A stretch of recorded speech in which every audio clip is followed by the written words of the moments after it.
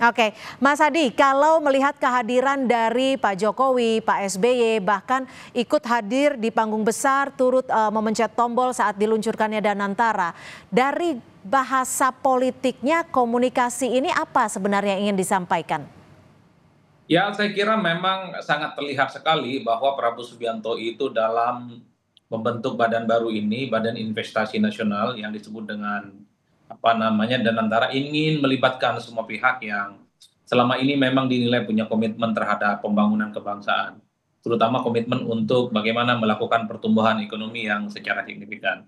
Maka tidak mengherankan kalau kemudian mantan-mantan presiden terdahulu Mhm. seperti Jokowi dan SBY itu diajak. Nah, yang menjadi tanda tanya itu sebenarnya apakah Megawati itu diundang atau tidak, ataukah diundang tapi tidak hadir, ataukah karena faktor yang lain. Karena kalau kita selalu mendengarkan argumen yang disampaikan oleh Prabowo Subianto, akan selalu melibatkan pihak-pihak mantan presiden terdahulu, Mhm. supaya persoalan kebangsaan dan pembangunan ekonomi di masa-masa yang akan datang, ini tentu butuh feedback dan masukan dari pengalaman presiden-presiden sebelumnya.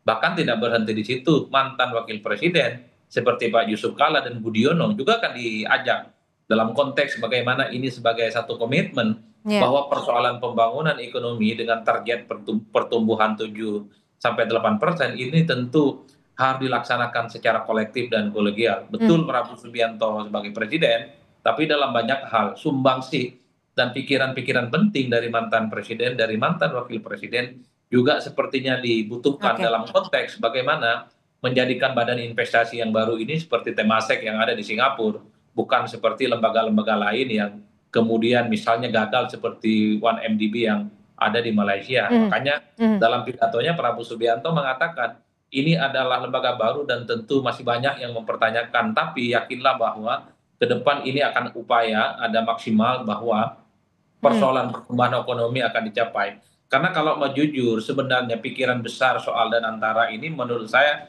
cukup ideal ya. Karena tentu kita tidak bisa Oke. terus-menerus bagaimana menggerakkan sektor roda ekonomi kita hanya berdasarkan Mhm. investasi dari pihak luar. Kan kita tahu dari luar itu kan sedang kondisi tidak baik-baik saja terkait dengan geologi politik, terkait dengan perang dingin antara China dan Amerika misalnya, sedang Ya. tidak baik-baik saja. Maka Mhm. satu-satunya cara adalah mengakumulasi begitu banyak BUMN, 7 BUMN sebagai upaya untuk melakukan stimulus di bidang energi, di bidang pertambangan, Mhm. di bidang pertanian, termasuk juga soal energi terbarukan. Oke. Niatnya bagus, makanya Prabowo itu perlu sepertinya mengajak berbagai pihak sebagai bagian penting bagaimana dan antara ini ya efektif dan yang paling penting adalah menciptakan bagaimana stimulus ekonomi yang Oke. semakin mantap.